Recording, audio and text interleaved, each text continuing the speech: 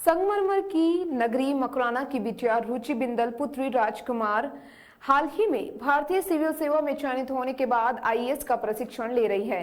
पिछले दिनों प्रधानमंत्री नरेंद्र मोदी ने प्रशिक्षु आईएएस अधिकारियों से वीडियो कॉन्फ्रेंसिंग के जरिए संवाद किया था। इस दौरान संवाद कार्यक्रम शुरू होते ही प्रशिक्षु अंशुमान कामला ने प्रधानमंत्री का संवाद कायम करने के लिए नाम बोला गया, जिसमें प्रधानमंत्री ने टोकते हुए सर्वप्रथम रुचि बिंदल से बात करवाने के लिए कहा। उन्होंने कहा कि आरएस संगमरमर के क्षेत्र से आई हुई है और उसने बात करवाई है। रुचि ने सोचा प्रधानमंत्री उनसे सवाल कर रही हैं, जिस पर उसने कहा कि वह सवाल ढंग से नहीं सुन पाई, जिस पर प्रधानमंत्री ने कहा कि आपसे सवाल नहीं कमेंट कर रहा हूं, आप उस जगह से आई हैं जहां आरएस की खदानी है।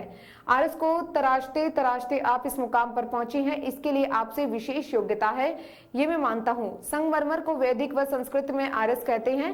मोदी ने संगमरमर के लिए आरएस शब्द का इस्तेमाल कर इसके वैदिक मूल्य बताए और मालूम हुए। संगमरमर को वैदिक व संस्कृत में आरएस कहा जाता है। प्रधानमंत्री ने इशारों में विश्व प्रसिद्ध मकराना के संगमरमर की सराहना की। आरएस की खदानों से निकले संगमरमर को पूरे विश्व में मंदिर, मस्जिद, गुरुद्वारों में लगाया जाता है। प्रधानमंत्री का संगमरमर के लिए शब्दकोश से आरएस शब्द का चयन कर रुचि को प्रोत्साहित किए जाने से यह भी प्रतीत होता है कि वे मकराना संगमरमर खनन क्षेत्र के लिए काफी अच्छी सकारात्मक व्यक्तित्व सोच सकते हैं।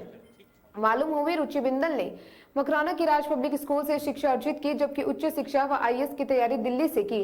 प्रशिक्षु आईएएस रुचि ने पीएम से कहा कि हमारे ट्रेडिशनल ज्ञान कोश में ऐसी प्रथाएं व सुविधाएं हैं जिन्हें आगे बढ़ाते हुए प्राकृतिक आपदाओं से बच सकती हैं व उनका पूर्व अनुमान लगा सकती हैं। उन्होंने उदाहरण देते हुए बताया कि अरुणाचल प्रदेश के एक आदिवासी जाति चींटियों के चलने की दशा से बता देती है कि कब बाढ़ आने वाली है।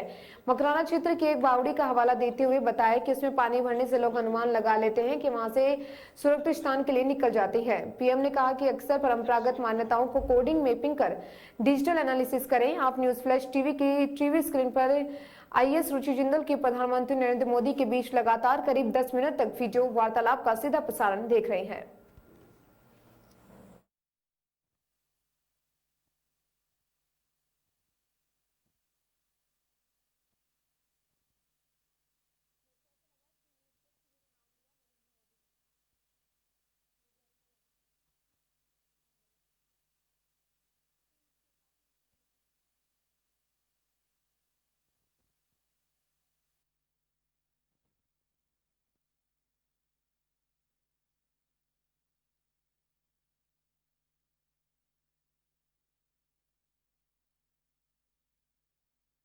वो भी परंपरा दुर्भाग्य से छूट गई। अंग्रेजों ने और बाद में हमारे देश के भी पुरानी जो पीढ़ी के हमारे आईएएस अफसर और सारे हमारे सिविल सर्विस के लोग थे, उन्होंने बरकरार रखा, लेकिन पिछले कुछ सालों में से वो परंपरा चली गई। अगर आप उसको देखोगे तो उसमें ऐसे कई ऑब्जर्वेशंस हैं। मैं एक छोटा सा उदाहरण बताता हूँ। मैं जब गुजरात में सीएम था तो हमारे यहाँ एक डांग जिला है गुजरात में, सूरत और नवसारी के पास, छोटा सा है, पूरा फॉरेस्ट है, थिक फॉरेस्ट है। और वहां पर मैं कभी एक सामाजिक जीवन में सेवा के भाव से दूसरे काम करता था, मैं राजनीति में नहीं था, तो मेरा वहां जाना होता। तो मुझे एक सवाल हमेशा रहता था कि वहां फॉरेस्ट में हर 20 किलोमीटर पर ऐसे बढ़िया बढ़िया गेस्ट हाउस बने हैं और जंगल की लकड़ी से बने हैं और बड़े शानदार बने हुए। तो मुझे लगता था कि इतने पैसे क्यों बर्बाद किए, ये हर 20 किलोमीटर पे एक ताबूत खड़ा कर दिया है, ऐसा मेरे मन में रहता। लेकिन जब सीएम बना तो भी मेरे मन में घुसता रहा था। तो मैंने फिर जब एक बार डांग गया तो रात्रि को रुकना था, तो मैंने कहा मुझे वो आपके पुराने गैजेट्स देखने जरा दिखाइए। जब मैंने उसको देखा तो बड़ा इंटरेस्टिंग चीज मुझे पाई। अंग्रेजों ने उसमें लिखा था, क्योंकि वो जंगल में हाथी पर जाते थे अंग्रेज अफसर। अब हाथी एक दिन में 20 किलोमीटर चलता है और इसलिए हर 20 किलोमीटर पर गेस्ट हाउस था। यानी हम हर चीज को बुरी है ऐसा मान लेते हैं तो गड़बड़ हो जाती है। उसका बैकग्राउंड खोजने का प्रयास करना चाहिए और ये काम अफसरों ने अच्छी तरह, उसी प्रकार से अगर हमारे अफसर हमारे क्षेत्र की ऐसी जो परंपरागत मान्यताएं हैं उसको अगर कोडिंग करें, डिजिटली मैपिंग करें और फिर देश में आर्टिफिशियल इंटेलिजेंस के द्वारा उसका एनालिसिस किया जाए तो आपको अद्भुत चीजें मिलेगी। अब जैसे आपने देखा होगा जहाँ तीर्थ क्षेत्र होते हैं वहां पर ये पूजा पाठ कराने वाले लोग रहते हैं। वो एक बहुत बड़ा किताब होती है उनके पास पुरानी कई सालों से, और आप गए तो देखते ही आपको 6 पीढ़ी का चीज निकाल देते हैं कि आपकी 5वीं पीढ़ी के माता पिता इस तारीख को यहाँ आए थे। यानी क्या ताकत होती है, और कंप्यूटर से भी ज्यादा स्पीड से वो निकाल देते हैं। अब यही चीजें डिजिटल करें तो हमें कितनी पीढ़ियों का किस प्रकार के जीवन प्राप्त हो सकता है। उसी प्रकार से जैसे बारिश की संभावना है, गुजरात में था, मैंने उसका लोकार्पण किया था। कच्छ मांडवी वो एक प्रकार से शिप बनाते थे सदियों पहले हमारे लोग, और ओमान और खाड़ी के देशों तक 400 साल पहले भी वो समुद्र में ट्रैवल करके जाते थे। तो एक व्यक्ति ने अपनी डायरी लिखी थी। उस डायरी में अगर इस प्रकार का पंखी उड़ता है और इस दिशा में से आता है तो तय करता था, हाँ जमीन इतनी दूर होगी।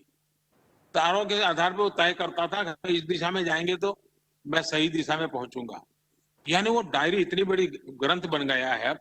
जरूर कभी देखने जैसा है, जो आपकी ये रुचि है।